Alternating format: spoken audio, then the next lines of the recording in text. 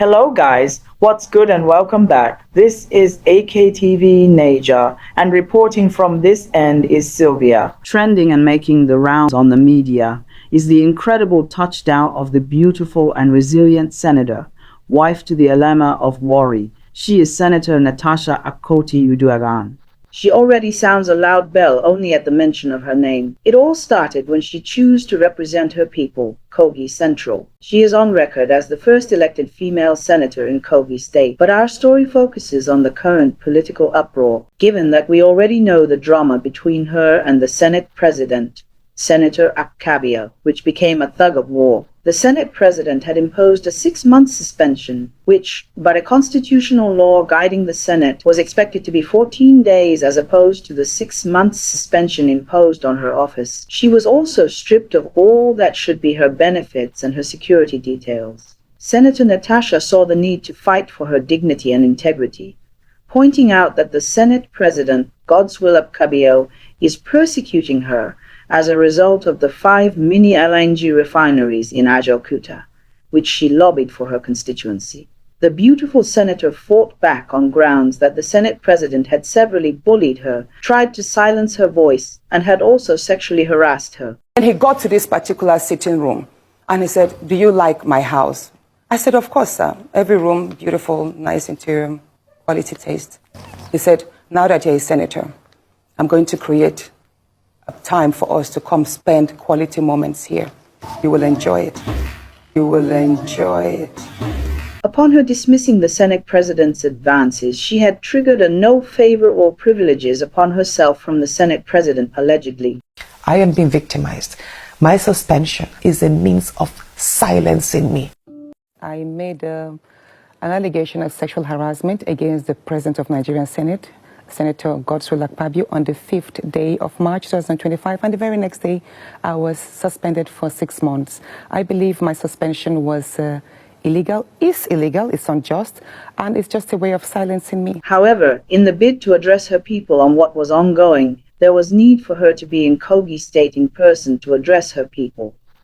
This led to the release of an online poster to this effect. Interestingly, it turned out to be conveniently just about the same time the governor of the state, Ahmed Osman Ododo, ordered that there be a ban on rallies, convoy movement, public gatherings, fishing activities, and protests. The statement was signed by the Commissioner for Information and Communications, Kingsley Femi Fanwo. This means that Kogi State was on a lockdown throughout the Salah period, so therefore would have been impossible for her to be in the state, much less to address the people of her land. It is alleged that this ban was made with the intent to paralyze Senator NATASHA's visit to her homeland. However, the beautiful and resilient woman would not be stopped as she ignored the governor's orders and made her way into Kogi State.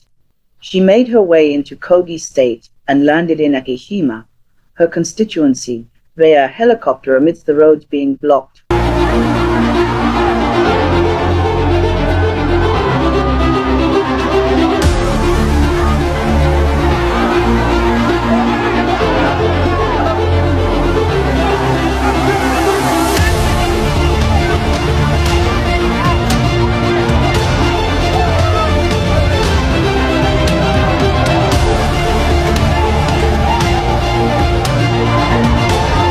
The beautiful senator assures us that she is not breaking any laws by being with her people to celebrate the Salah. The people of Kogi State are religiously diverse, with about 45% of the state population are Muslim, 40% Christians, and the remaining 15% following traditional ethnic religions minorities. The turn-up and support of her people was amazing, even after they claimed that this same people had submitted petition for her recall.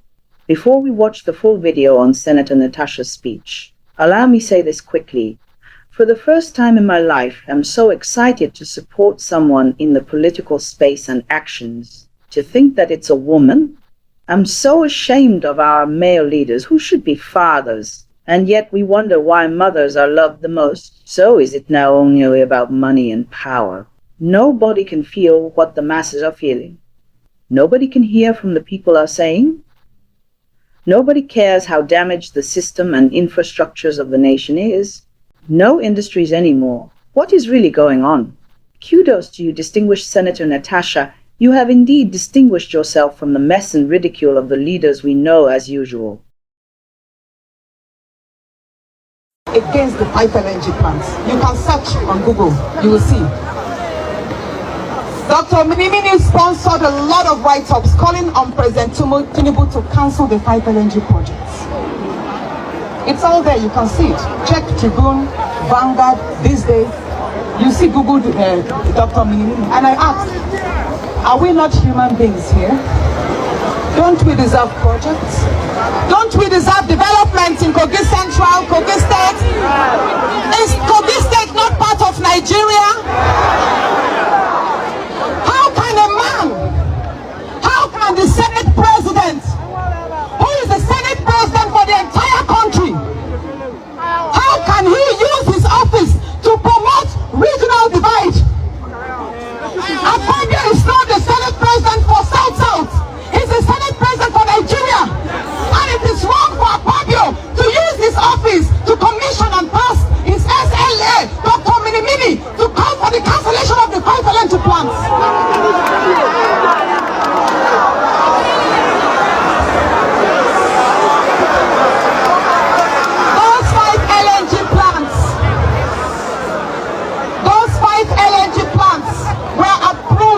President Bola Ahmed Tinubu. And for the fact, please, can you give him the applause? Yes. For Tinubu, the 5 mini LNG projects, they were approved by an executive order of President Bola Ahmed Tinubu. APKABIO does not have the power to stop it. APKABIO does not have the power to stop that project.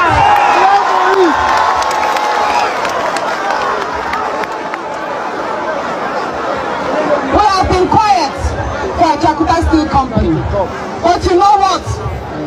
In the 1 year and 4 months I have spent in the National Assembly, I understand why Jakarta Steel Company is not working. Because of many interests. Nigeria is such a country that once you take one progressive step forward, you have 5 dragging you backwards. Especially when that project is in a land that people feel does not deserve of anything progressive. Sometimes I wonder, if a Jakarta Steel Company is in Lagos, will it stay moribund? No.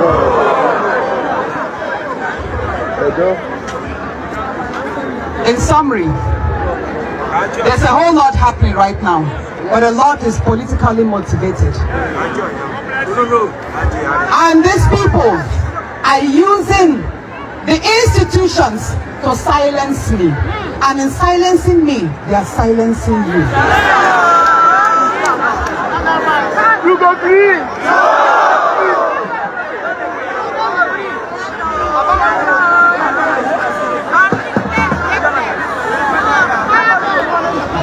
On the 20th day of February was the day I protested the move of my seat. I walked into chambers and I was told by the staff, Senator, you are not sitting here anymore. Your seat is by the corner, near where the workers are sitting down. A corner where the cameras will not get to you. In summary, moving my seat from where I sat before was a way of taking away my visibility.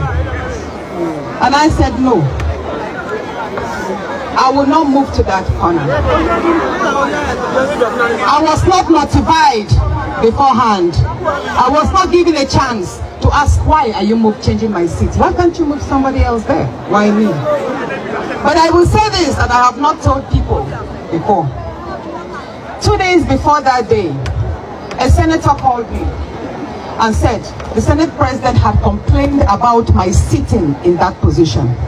And I asked why. He said each time the Senate President looks at the screen above me, and he sees me there, it angers him. I have not said this anywhere, but I'm saying it today. I was told about And the night before that day, I mentioned to my husband, I said, the Senate President's hatred for me is deepening.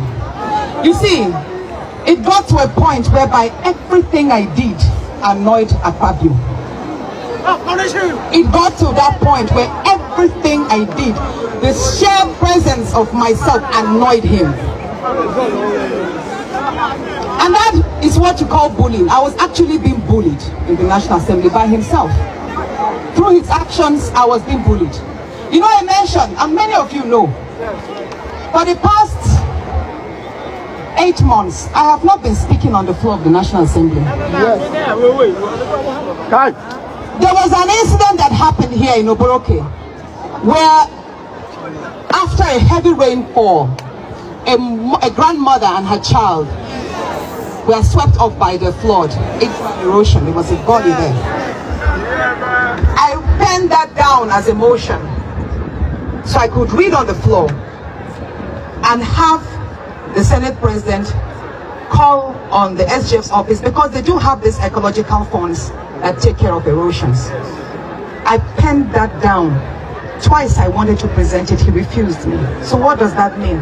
Each time the Senate President denied me a chance of presenting a motion of your needs is a time he silenced you and deprived you of your rights as a citizen. So all the Senate President did to me the past 8 months, silencing my bills, silencing my motions, and not allowing me to participate in debates, he silenced the voice of Kogi Central. I need him to understand the gravity of that.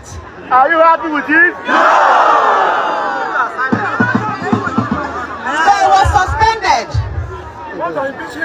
When it all got too much, I decided to table. Oh, by the way, after that sit move on the 20th, that was when I sat my husband and I told him everything that I was going through. I had to open up. So, after I went public with the sexual harassment, the day after I tabled the petition, I was suspended. I tabled my petition on the 5th of March, 2025. On the 6th of March, I was suspended for 6 months. And they say my suspension is on the grounds of gross misconduct. And I ask, what exactly makes up the gross misconduct? Because I refuse to move seats? When there is a video of how the Senate President himself, when Saraki was a Senate President, you know how he behaved. I actually applied more decorum. I wasn't moving around as if I was going to fight. I didn't exchange words, and neither did I insult the Senate President. I minded what I said. I was very intentional. I put facts out. I said, Mr. Senate President, I'm not afraid of you.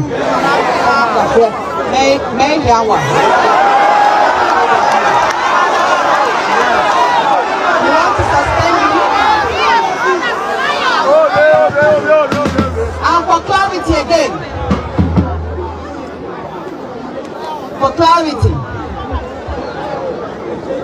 my outburst on that day to the Senate President was in response to the fact that he told the Sergeant at Arms to take me out and told the clerk to prepare for my suspension while I was reading an Order 10. Yes.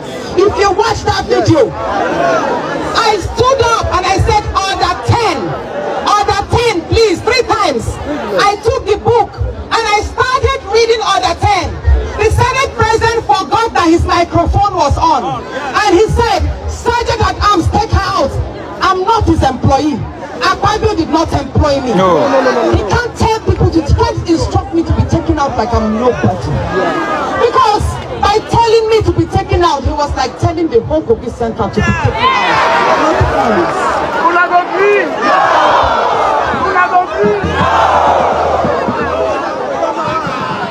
In addition, while I continued reading the Order 10, the next thing he said, clerk, prepare for her suspension. What does that tell you? He has been looking for a means of suspending me. He has been looking for an opportunity to get me out of that place. Are you happy with What that means is that my suspension was premeditated. It was planned. He had conceived it and was looking for an opportunity to strike at me. Because when they say I was suspended for gross misconduct, I'm like, we have seen senators fight. We have seen videos where senators will insult themselves and tear their clothes. Were they suspended? So what did I do to warrant being suspended? Anyway, then I will say this, and I'm saying this openly as well. On the 14th day of March at about 10:30 p.m. On the 14th day of March at about 10:30 p.m. I got calls that Governor Yahaya Bello was with APKABIO. That night. Now let me say this now. On the 14th of March at 10:30 p.m. Mind you, 2 days before that, which was on the 12th, APKABIO had called Governor Dodo on the phone that he should commence my recall. But Governor Dodo told him it would be impossible. No, hold on. This was what Governor Dodo said on the 12th. Listen. He said,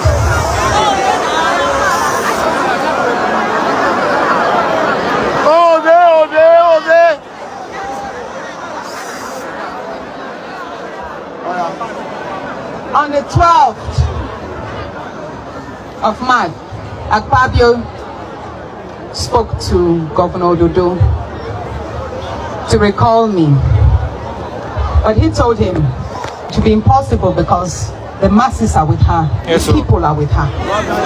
But APKABIO was not satisfied. He then sent for Yahaya Bello. And it was actually Senator Asukwo from Cross River that drove Yahaya Bello from Hilton Hotel. I was informed of everything. When I got to know, hold on, the meetings was in two folds. He told him to commence my recall. And that he was going to fund it. Of course, monies changed hands that night. The second thing he told him was that he should try and kill me. I didn't make this public, but I wrote to the IG of police. And APKABIO told Yahaya Bello, I am saying, standing by what I've said. He told him that he should make sure that killing me does not happen in Abuja, it should be done here. So it will seem as if it's the people that killed me here. I didn't make that public, but we did notify the security agencies of that. I called on the media houses. I called on This Day, I called on Punch, I called on a number of that I know. I tried to get them publish the information ahead of time. That look, this is the nature of the meeting. They are going to commence my recall. But of course, the print media, if you don't have evidence, they will not be able to put it out. So they said, Natasha, do you have any evidence that your recall is being planned? I said, I don't have any evidence, but I know that the meeting took place and this was what transpired. But you see, 3 days after the recall started, and they called me, oh, you said it. I said, I did tell you that this was going to happen. But what is it now for us? We saw what happened. They came around, deceived our women that there was an empowerment program going on. They told them to come out with their voters card and lined up. They took advantage of our illiteracy. They took advantage of poverty. And to many of you, even those of you who are here, I watched the video of the poor old woman pleading that I should forgive her, that she was told. If you are here, or her son, whoever it is, tell her I'm not upset. Even if those of you, even if you are here and you actually were cajoled or deceived to sign, I'm not upset with you. Because I know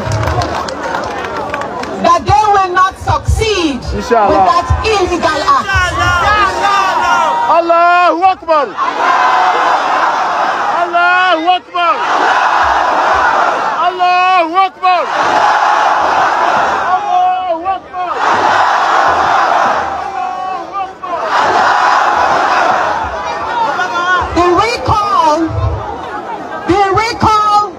will not be successful by the grace of God.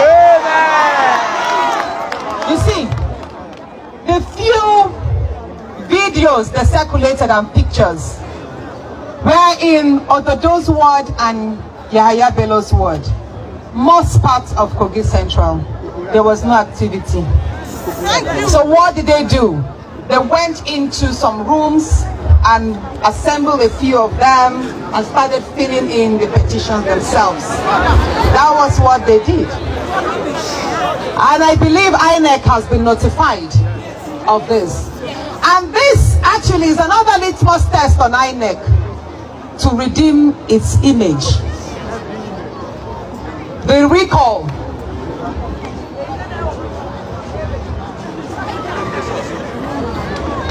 Should I give you the mic? Should I give you the mic to speak? Or should I give it to speak? No. Can you step down, please?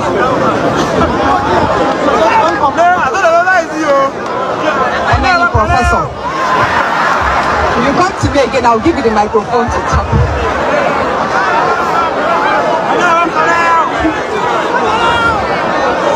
So like I said, the whole country and the whole world is on INEC. The nature in which the petitions, 250,000, really? 250,000 here in Kogi Central came out in just about how many days? In 2 days? In 2 days, 250,000 people came out to sign petitions for the recall of the most performing senator in Nigeria. And then you're right. That's why I go.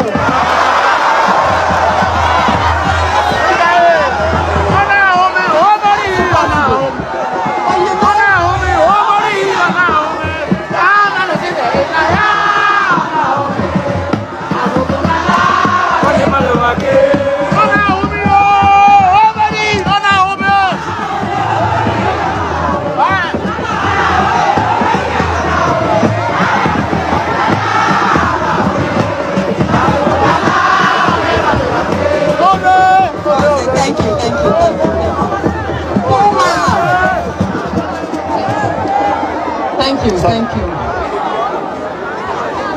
Well, you know, this is Nigeria. This is Nigeria.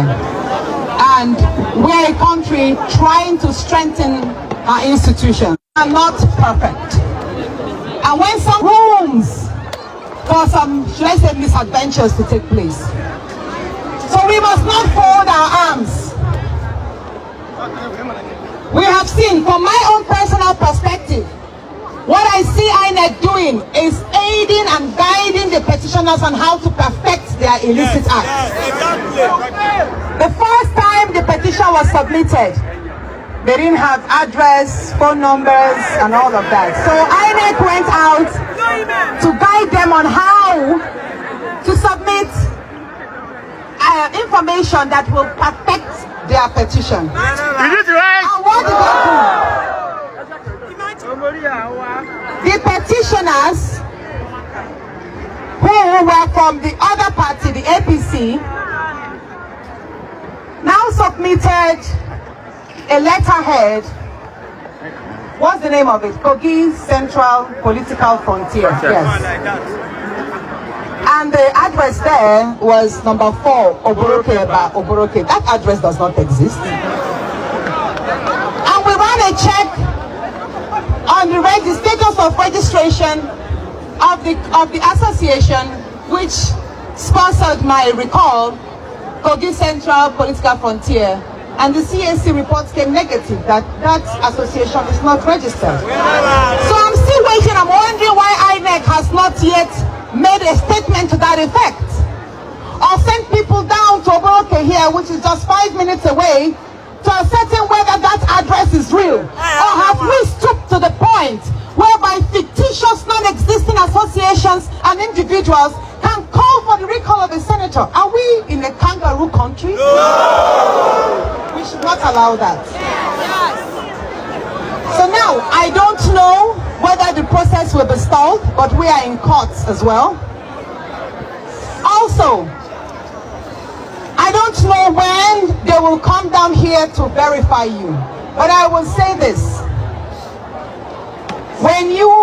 If the time ever comes for the verification of the 250,000 people that signed for my recall, I trust that you will do right. I trust that you will speak, that you did not... What's going on with that car? Overheating. It's overheating. Yes, overheating. Tell them to come out of that car and switch off. Let me... Please come out of the car. Look at what's going on.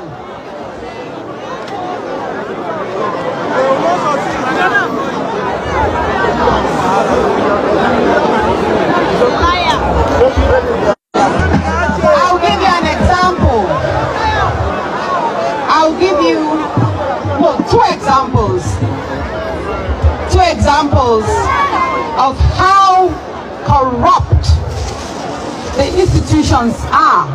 And that even the good people in this institution that are trying to resist corruption, how they get punished and intimidated. On the 25th of March, that was just last week Tuesday, was supposed to be the final hearing and decision on my suspension at the Federal High Court. You know, we went to court on the suspension. So the judge, Justice Egwato, was supposed to sit,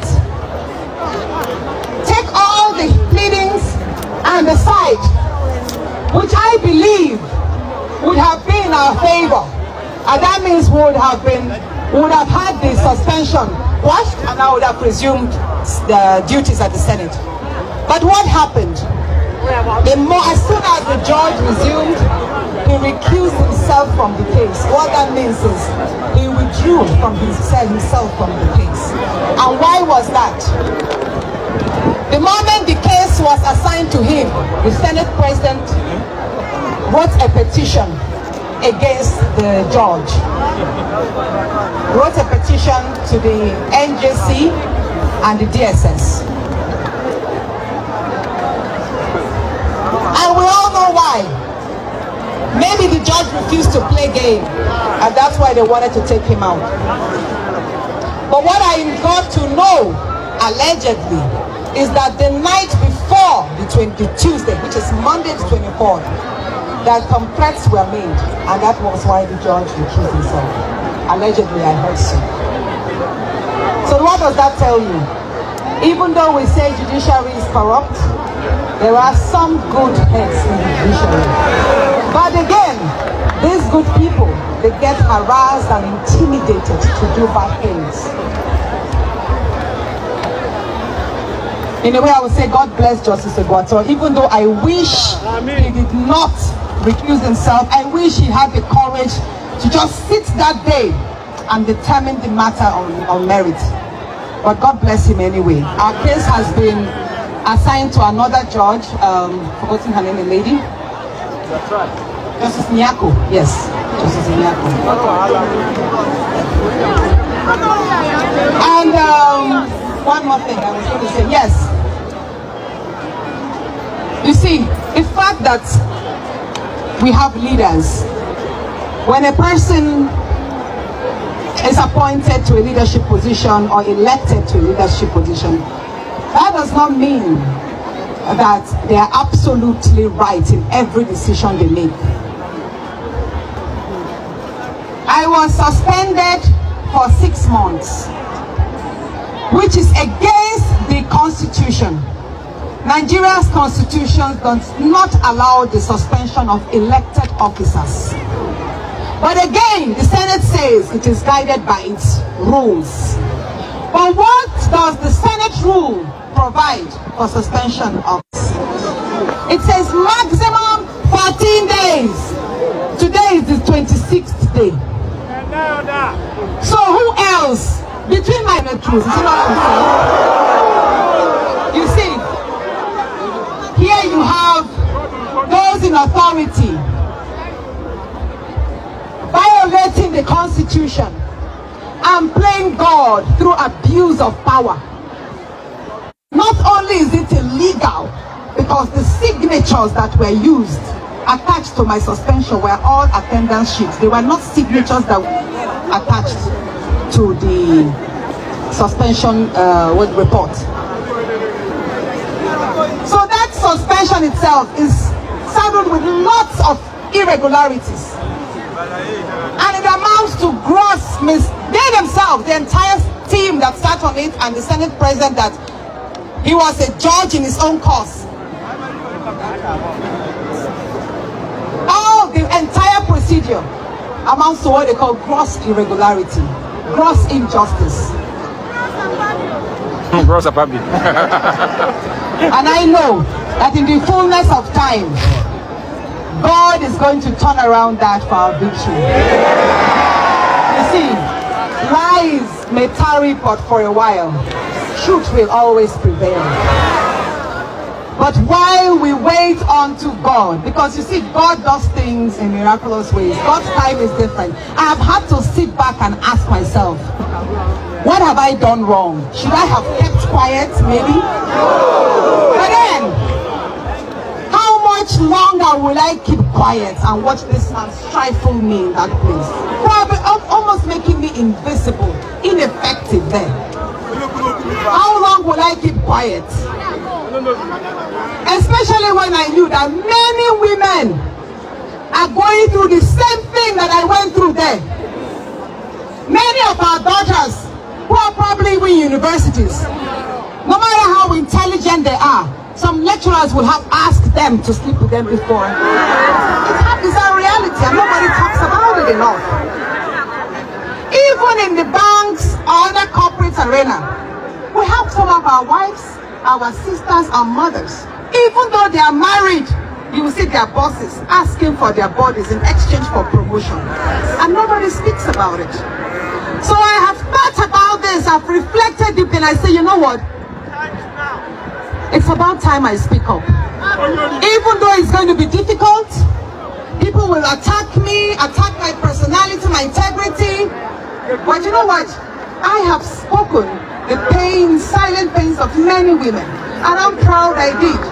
Because next time, it will be easier for another woman to do so. And hopefully one day, we will have stronger reforms and laws that will protect women in political spaces, in corporate arena, or in schools everywhere. And women will feel safe, whether they are married or not.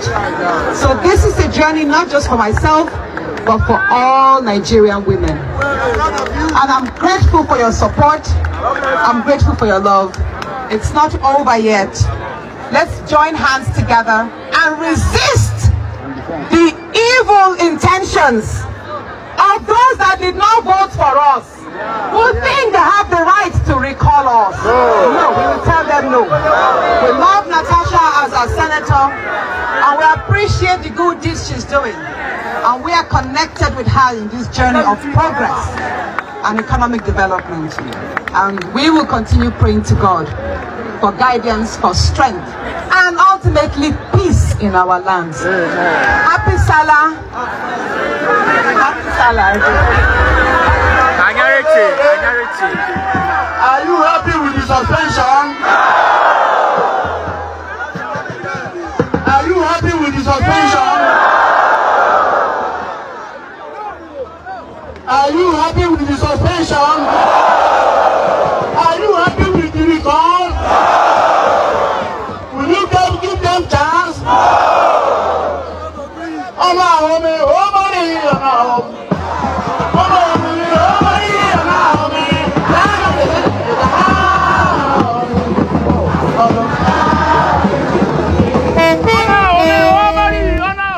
We have the new segment called The Businessman. We celebrate entrepreneurs on this segment. The Businessman segment is open for sponsorship. For interested sponsors, kindly contact us on.